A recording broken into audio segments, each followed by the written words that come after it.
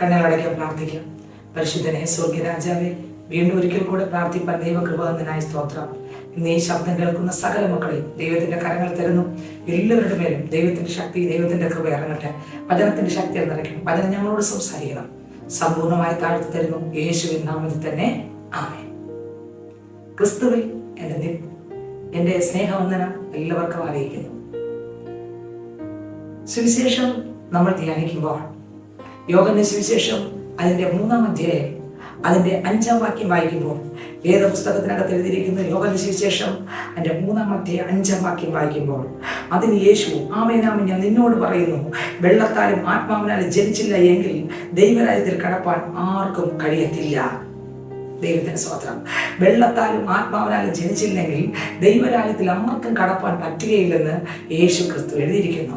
റോമക്കെഴുതി ലേഖനം വായിക്കുമ്പോൾ 8-ാം അധ്യായം 9-ാം വാക്യം വായിക്കുമ്പോൾ അതിനകത്ത് പറയുന്നു, എന്റെ ആത്മാവില്ലാത്തവൻ എനിക്കുള്ളവൻ അല്ല. സ്തോത്രം. കർത്താവിന്റെ ആത്മാവില്ലാത്തവൻ കർത്താവിനുള്ളവനല്ല. ദൈവത്തിന് സ്തോത്രം. ഇന്ന് ഈ ശബ്ദം കേൾക്കുന്ന പൈതലെ, താങ്കളുടെ ഉള്ളിൽ ദൈവത്തിന്റെ ആത്മാവാണോ ലോകത്തിന്റെ ആത്മാവാണോ? സ്തോത്രം. ആമേൻ. ആരുടെ ആത്മാവാണ്? ദൈവത്തിന്റെ ആത്മാവാണോ അതോ ദുഷ്ടന്റെ ആത്മാവാണോ? കർത്താവിന്റെ ആത്മാവാണോ? ദൈവത്തിന് സ്തോത്രം. ഏത് ആത്മാവാണ്? ചിന്തിച്ചിട്ടുണ്ടോ? സ്തോത്രം. കർത്താവിന്റെ രാജ്യത്തിൽ, കർത്താവിന്റെ വരവിൽ കയറി പോകണമെങ്കിൽ കർത്താവിന്റെ ആത്മാവില്ലാത്തവർ കയറി പോകാൻ പറ്റത്തില്ല. നമുക്ക് 10 കന്യകമാരുടെ ഉപമ നമുക്കറിയാം. അതിൽ 10 പേര് ഒരുങ്ങി, 10 പേര് ശബ്ദം കേട്ട് 10 പേര് എഴുന്നേറ്റ് വിളക്ക് തെളിയിച്ചപ്പോൾ 5 പേർക്ക് എണ്ണയുള്ളൂ. 5 പേർക്ക് എണ്ണയില്ല. എണ്ണയില്ലാത്തവർ പോയില്ല. വിളക്ക് കെട്ടുപോയി. എന്നെ കേൾക്കുന്ന പ്രിയ പൈതലെ, താങ്കളുടെ അകത്ത് പരിശുദ്ധാത്മാവുണ്ടോ? സ്തോത്രം. ലൂക്കോസിന്റെ സുവിശേഷം അതിന്റെ 3-ാം അധ്യായം വായിക്കുമ്പോൾ, ലൂക്കോസിന്റെ സുവിശേഷം അതിന്റെ 3-ാം അധ്യായം വായിക്കുമ്പോൾ 21, 22 വാക്യങ്ങൾ വായിക്കുമ്പോൾ വേദപുസ്തകത്തിനകത്ത് എഴുതിയിരിക്കുന്നു. ലൂക്കോസിന്റെ സുവിശേഷം അതിന്റെ 3-ാം അധ്യായം 21, 22 വാക്യങ്ങൾ വായിക്കുമ്പോൾ അതിനകത്ത് ജനം എല്ലാം സ്നാനമേൽക്കുകയിൽ യേശു സ്നാനമേറ്റ് പ്രാർത്ഥിക്കുമ്പോൾ സ്വർഗ്ഗം തുറന്നു. പരിശുദ്ധാത്മാവ് ദേഹരൂപത്തിൽ പ്രാവുന്ന പോലെ അവന്റെ മേലെ ഇറങ്ങി വന്നു. നീ എന്റെ പ്രിയപുത്രൻ, നിന്നിൽ ഞാൻ പ്രസാദിച്ചിരിക്കുന്നു എന്ന് സ്വർഗ്ഗത്തിൽ നിന്ന് ഒരു ശബ്ദവും ഉണ്ടായി. എന്നെ കേൾക്കുന്ന പ്രിയ പൈതലെ, യേശു ക്രിസ്തു പരിശുദ്ധാത്മാവിൽ ജനിച്ചു. യേശു ജനിച്ചതേ ആത്മാവിലാണ്. കന്യ ഗർഭിണിയായ ഒരു മകനെ പ്രസവിക്കും.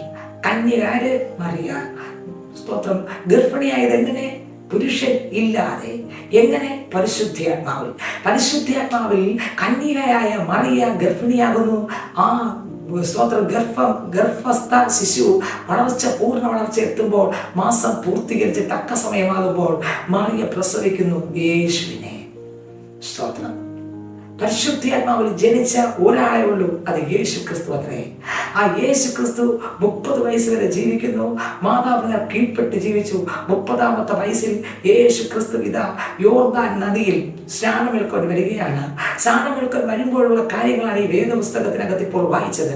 ലൂക്കോസ് 3-ന്റെ 21, 22 ജനം എല്ലാം സ്നാനമേൽക്കുകയിൽ യേശു സ്നാനമേറ്റ് പ്രാർത്ഥിക്കുമ്പോൾ സ്വർഗ്ഗം തുറന്നു. സ്നാനമേറ്റ് പ്രാർത്ഥിക്കുമ്പോൾ സ്വർഗ്ഗം തുറന്നു. പ്രാർത്ഥിക്കുമ്പോൾ സ്വർഗ്ഗം തുറക്കും. പ്രിയരെ, പ്രാർത്ഥിക്കുന്ന മകനെ, മകളെ, സ്വർഗ്ഗം തുറക്കും. ഇന്ന് ഏതെല്ലാം വിഷയത്തോടെ താങ്കളായിരിക്കുന്നുവോ ആ വിഷയത്തിന് പ്രാർത്ഥിക്കുകയാണെങ്കിൽ ദൈവം സ്വർഗ്ഗത്തെ തുറന്ന് പ്രാർത്ഥന കേൾക്കും. കണ്ണുനീരൊപ്പും, വേദന മാറ്റും, ഭാരം മാറ്റും. യേശു പ്രാർത്ഥിച്ചത് സ്നാനപ്പെട്ട് കഴിഞ്ഞ ഉടനെ സ്വർഗത്തിലേക്ക് നോക്കി യേശു പ്രാർത്ഥിച്ചു. പ്രാർത്ഥിക്കുമ്പോൾ സ്വർഗ്ഗം തുറന്നു. യേശു പ്രാർത്ഥിച്ചപ്പോൾ സ്വർഗ്ഗം തുറന്നു. വീണ്ടും പറയുന്നു, പരിശുദ്ധാത്മാവ് ദേഹരൂപത്തിൽ പ്രാവുന്ന പോലെ അവന്റെ മേലെ ഇറങ്ങി വന്നു. നീ എന്റെ പ്രിയപുത്രൻ, നിന്നിൽ ഞാൻ പ്രസാദിച്ചിരിക്കുന്നു എന്ന് സ്വർഗത്തിൽ നിന്നൊരു ശബ്ദവും ഉണ്ടായി.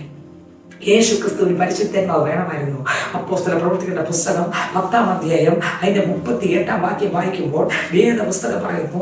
അപ്പോസ്തല പ്രവൃത്തികളുടെ പുസ്തകം അതിന്റെ 10-ാം അധ്യായം അതിന്റെ 38-ാം വാക്യം വായിക്കുമ്പോൾ അതിനകത്ത് എഴുതിയിരിക്കുന്നു, നസ്രായനാകുന്ന യേശുവിനെ ദൈവം പരിശുദ്ധാത്മാവിനാലും ശക്തിയാലും അഭിഷേകം ചെയ്തതും ദൈവം അവനോട് കൂടെ ഇരുന്നത് കൊണ്ട് അവൻ നന്മ ചെയ്തും പിശാച് ബാധിച്ചവരൊക്കെ സൗഖ്യമാക്കി കൊണ്ട് സഞ്ചരിച്ചതുമായ വിവരം തന്നെ നിങ്ങൾ അറിയുന്നുവല്ലോ. സ്വതം യേശു ക്രിസ്തുവിനെ പരിശുദ്ധാത്മാവിനാലും ശക്തിയാലും അഭിഷേകം ചെയ്തു. ദൈവത്തിന് സ്തോത്രം. എന്നെ കേൾക്കുന്ന എൻ്റെ ദൈവത്തിൻ്റെ പൈതലെ, താങ്കളുടെ അകത്ത് ഈ പരിശുദ്ധാത്മാവുണ്ടോ? സ്തോത്രം. ഹല്ലേലൂയ. താങ്കൾ ആത്മാവ് പ്രാപിച്ച ആളാണോ? യേശു ഇന്ന് വന്നാൽ താങ്കൾ കയറി പോകുമോ? പരിശുദ്ധാത്മാവില്ലാത്ത വ്യക്തിക്ക് ഒരിക്കലും കയറി പോകാൻ പറ്റത്തില്ല. എൻ്റെ ആത്മാവില്ലാത്തവൻ എനിക്കുള്ളവൻ അല്ല. യേശുവിൻ്റെ ആത്മാവിനെ പ്രാപിക്കാത്ത പൈതങ്ങൾക്കാർക്കും സ്വർഗത്തിൽ കയറി പോകാൻ പറ്റത്തില്ല. യേശു 30-ാം വയസ്സിൽ സ്നാനപ്പെട്ട് കയറുമ്പോൾ ഇതാ പരിശുദ്ധാത്മാവ് യേശുവിൻ്റെ മേലെ ഇറങ്ങി. ദൈവത്തിന് സ്തോത്രം. എന്നെ കേൾക്കുന്ന പ്രിയ പൈതലെ, സ്തോത്രം. യേശു ക്രിസ്തുവിന് പരിശുദ്ധാത്മാവ് വേണമായിരുന്നെങ്കിൽ നമുക്ക് എത്ര അധികം. യേശു അപ്പച്ചൻ ലൂക്കോസിന്റെ സുവിശേഷം അതിന്റെ 24-ാം അധ്യായം വായിക്കുമ്പോൾ അതിന്റെ അവസാന വാക്യത്തിൽ ഇപ്രകാരം ഇരിക്കുന്നു. ലൂക്കോസിന്റെ സുവിശേഷം 24-ന്റെ 49-ാം വാക്യത്തിൽ പറയുന്നു, എൻ്റെ പിതാവ് വാഗ്ദത്തം ചെയ്തതിനെ ഞാൻ നിങ്ങളുടെ മേൽ അയക്കും. നിങ്ങൾ ഉയരത്തിൽ നിന്ന് ശക്തി ധരിക്കുവോളം നഗരത്തിൽ പാർപ്പിൻ എന്ന് അവരോട് പറഞ്ഞു. ഉയരത്തിൽ നിന്ന് ശക്തി ധരിക്കുവോളം കാത്തിരിക്കാൻ പറഞ്ഞു. യേശു കർത്താവ് 30-ാമത്തെ വയസ്സിൽ സ്നാനമേറ്റു. സ്വതന്ത്രം ശുശ്രൂഷ അഭിഷേകം പ്രാപിച്ച് ശുശ്രൂഷ ആരംഭിക്കുന്നു. ശുശ്രൂഷ ആരംഭിക്കുമ്പോൾ 3.5 വർഷമാകുമ്പോൾ യേശു ക്രിസ്തു ഇതാ നമുക്ക് വേണ്ടി തകരപ്പെടുന്നു, മരിക്കുന്നു, അടക്കപ്പെടുന്നു. 3-ാം നാൾ യേശു ക്രിസ്തു തിരുവെഴുത്തിൻ പ്രകാരം സ്വത്രം കല്ലറകളെ പൊട്ടിത്തുറന്ന് യേശു പുറത്തു വരുന്നു. ഹല്ലേലൂയ. യേശു പുറത്തു വരികയാണ്. ആ യേശു ക്രിസ്തു വീണ്ടും ശിഷ്യന്മാരുടെ നടുവിൽ പ്രത്യക്ഷപ്പെട്ടു. കർത്താവായ യേശു ക്രിസ്തു സ്വർഗാരോഹണം ചെയ്യുകയാണ്. ദൈവത്തിന് സ്തോത്രം. സ്വർഗാരോഹണം ചെയ്യുവാൻ ഒലിവുമലയിലേക്ക് യേശു ശിഷ്യന്മാരും കൂടെ പോകുമ്പോൾ, അല്ലെങ്കിൽ സ്തോത്രം, യേശു സ്വർഗാരോഹണം ചെയ്യുന്ന തൊട്ടു മുൻപ് ശിഷ്യന്മാരോട് പറഞ്ഞ വരിയാണ്. സ്തോത്രം. എൻ്റെ പിതാവ് വാഗ്ദത്തം ചെയ്തതിനെ ഞാൻ നിങ്ങളുടെ മേൽ അയക്കും. നിങ്ങളോ ഉയരത്തിൽ നിന്ന് ശക്തി ധരിക്കുവോളം നഗരത്തിൽ പാർപ്പില്ലെന്ന് പറഞ്ഞു. കർത്താവിന്റെ മക്കളെ, ഉയരത്തിൽ ഒരു ശക്തി ഉണ്ട്. ആ ശക്തിയാണ് പരിശുദ്ധാത്മാവിന്റെ ശക്തി. ആ ശക്തി ധരിക്കുവോളം നിങ്ങൾ പുറപ്പെടരുത്, ഇവിടെ കാത്തിരിക്കണം. എന്നെ കേൾക്കുന്ന എൻ്റെ പ്രിയ പൈതൽ, നിന്റെ മേൽ ആ ശക്തി വന്നിട്ടുണ്ടോ? ഉയരത്തിലെ ശക്തി വന്നിട്ടുണ്ടോ? ഉയരത്തിലെ ശക്തി വന്നാൽ ആൾ മാറും. ഉയരത്തിലെ ശക്തി വന്ന സ്വഭാവം മാറും. ഉയരത്തിലെ ശക്തി വന്നാൽ നോട്ടം മാറും. ഉയരത്തിലെ ശക്തി വന്നാൽ സംസാരം മാറും. ഉയരത്തിലെ ശക്തി വന്നാൽ സ്വഭാവത്തിന്റെ ദൂഷ്യതകൾ മാറും. ഉയരത്തിലെ ശക്തി വന്നാൽ പാപബോധം വരും. ഉയരത്തിലെ ശക്തി വന്നാൽ ദൈവത്തിന്റെ സ്തോത്രം, ക്രിസ്തു ജീവിച്ചതുപോലെ ജീവിക്കണമെങ്കിൽ ഉയരത്തിലെ ശക്തി വേണം. ഉയരത്തിലെ ശക്തി ഉണ്ടെങ്കിൽ പിശാചി പേടിച്ചോടും. ഉയരത്തിലെ ശക്തി ഉണ്ടെങ്കിൽ ദുഷ്ടന് തൊടാൻ പറ്റത്തില്ല. ഇന്ന് ഈ ശബ്ദം കേൾക്കുമ്പോൾ ഞാൻ പ്രിയ പൈതലെ താങ്കളോട് ചോദിക്കട്ടെ, ആ ഉയരത്തിലെ ശക്തി താങ്കളുടെ മേൽ വന്നിട്ടുണ്ടോ? യേശു തന്റെ കൂടെ നടന്നവരോട് പറഞ്ഞു, ആ ശിഷ്യന്മാരോട് പറഞ്ഞു, നിങ്ങൾ വേറെ ഒരിടത്തും പോകരുത്, നിങ്ങൾ സ്വത്രം കാത്തിരിക്കണം. ആമേൻ. അപ്പോസ്തല പ്രവൃത്തികളുടെ പുസ്തകത്തിൽ 2-ാം അധ്യായത്തിനകത്ത് അവർ കാത്തിരിക്കുകയാണ്. യേശു പറഞ്ഞതുപോലെ അവർ 2-ാം അധ്യായത്തിനകത്ത് വായിക്കുമ്പോൾ അതിലെഴുതിയിരിക്കുന്നത് യേശു പറഞ്ഞതുപോലെ ഒരു കാത്തിരുന്നു. 2:1 മുതൽ പെന്തക്കോസ്ത് നാൾ വന്നപ്പോൾ എല്ലാവരും ഒരു സ്ഥലത്ത് ഒന്നിച്ച് കൂടിയിരുന്നു. പെട്ടെന്ന് കൊടിയ കാറ്റടിക്കുന്നത് പോലെ ആകാശത്ത് ഒരു മുഴക്കമുണ്ടായി. അവർ ഇരുന്നിരുന്ന വീട് മുഴുവൻ നിറച്ചു. അഗ്നിജ്വാല പോലെ പിളർന്നിരിക്കുന്ന നാവുകൾ അവർക്ക് പ്രത്യക്ഷമായി. അവരിൽ ഓരോരുത്തരുടെ മേൽ പതിഞ്ഞു. എല്ലാവരും പരിശുദ്ധാത്മാവ് നിറഞ്ഞവരായി. എല്ലാവരും പരിശുദ്ധാത്മാവ് നിറഞ്ഞവരായി. എല്ലാവരും പരിശുദ്ധാത്മാവ് നിറഞ്ഞവരായി. അന്യ ഭാഷകളിൽ ആത്മാവ് അവർക്ക് ഉച്ചരിപ്പാൻ നൽകിയതുപോലെ, ആത്മാവ് അവർക്ക് ഉച്ചരിപ്പാൻ നൽകിയതുപോലെ അന്യ ഭാഷകളിൽ സംസാരിച്ച് തുടങ്ങി. എന്റെ ശബ്ദം കേൾക്കുന്ന പ്രിയ പൈതലെ, താങ്കൾ പരിശുദ്ധാത്മാവിന്റെ അഭിഷേകം പ്രാപിച്ചുവോ? സ്വത്രം. അഭിഷേകമില്ലാത്തവൻ ദൈവത്തിൻ്റെതല്ല. പരിശുദ്ധാത്മാവില്ലാത്ത വ്യക്തി ദൈവത്തിന്റെ പൈതലല്ല. ഈ ശബ്ദം കേട്ടുകൊണ്ടിരിക്കുമ്പോൾ സ്വത്രം പൈതലെ, താങ്കൾ പറയുമോ, അപ്പാ എനിക്ക് പരിശുദ്ധാത്മാവിന്റെ ശക്തി വേണം. എന്റെ കർത്താവേ, അപ്പന്റെ ആത്മാവില്ലാത്തവൻ അപ്പൻ ഉള്ളവൻ അല്ല എന്ന് കർത്താവ് വേദപുസ്തകത്തിൽ പറയുന്നല്ലോ. അപ്പാ കർത്താവേ, അങ്ങനെയെങ്കിൽ ആ പരിശുദ്ധാത്മാവിന്റെ ശക്തി എനിക്ക് വേണം. അപ്പോസ്തല പ്രവൃത്തികളുടെ പുസ്തകം 2-ാം അധ്യായം വായിക്കുമ്പോൾ അതിനകത്ത് മർക്കോസിന്റെ മാളിക മുറിക്കകത്ത് 120 പേർ കൂടിയിരിക്കുകയാണ്. കൂടിയിരിക്കുന്ന യേശുവിന്റെ അമ്മ മറിയ ഉൾപ്പെടെ ഉണ്ടായിരുന്നു. ആ 120 പേര് ഇരുന്ന് ആരാധിച്ചു. പ്രാർത്ഥിച്ചുകൊണ്ടിരുന്നപ്പോൾ ആ 120 ഒരാളിന്റെ മേൽ പോലും വിടാതെ 120 പേരുടെ മേലും പരിശുദ്ധാത്മാവ് ഇറങ്ങി. ആമേൻ. സ്വത്രം. യേശുവിന്റെ അമ്മ മറിയയ്ക്ക് ആത്മാവ് വേണമായിരുന്നു. അവരും പരിശുദ്ധാത്മാവ് പ്രാപിച്ച് അന്യഭാഷയെ സംസാരിച്ചു. ആ മീൻ പിടിക്കുന്ന പത്രോസും ഉണ്ടായിരുന്നു അവിടെ.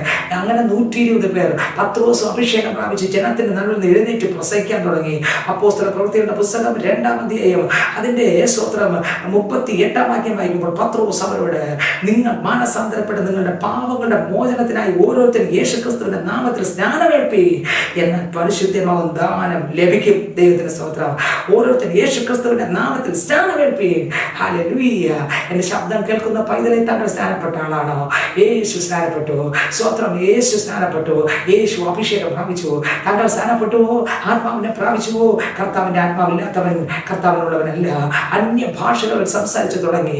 യേശുവിന്റെ അമ്മ മറിയ ഉൾപ്പെടെ മർക്കോസിന്റെ മാളിക മുറിക്കകത്ത് സ്തോത്രം ദൈവശക്തിയാൽ നിറഞ്ഞു.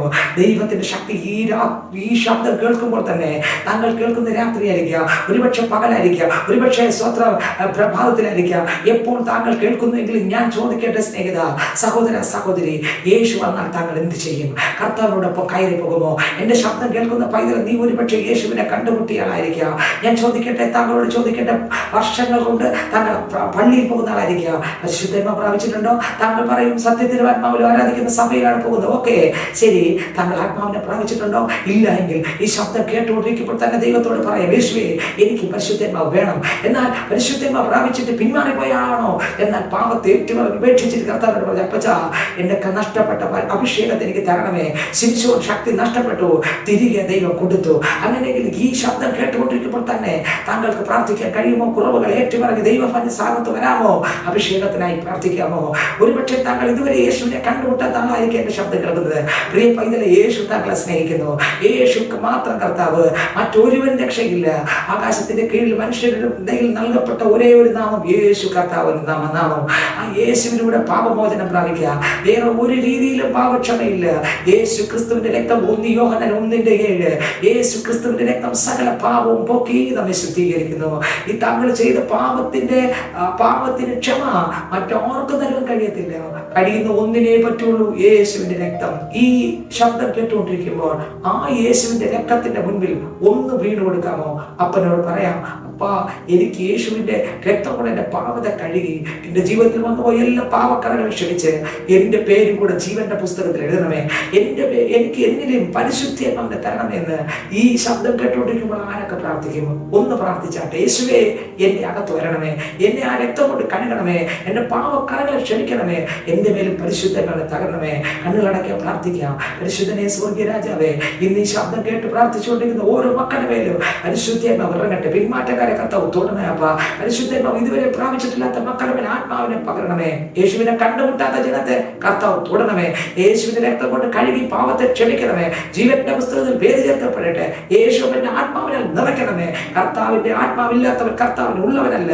ഒരു കുളമ്പടി നഷ്ടമാകാതെ എല്ലാവരും കർത്താവിന്റെ രാജ്യത്തിന് അവകാശം പ്രാപിപ്പാം. സ്വർഗം സഹായിക്കും. പ്രാർത്ഥനയുടെ സ്തോത്രം യേശുവിന്റെ നാമത്തിൽ തന്നെ. ആമേൻ. God bless you. ദൈവം എല്ലാവരും അനുഗ്രഹിക്കട്ടെ. ആമേൻ.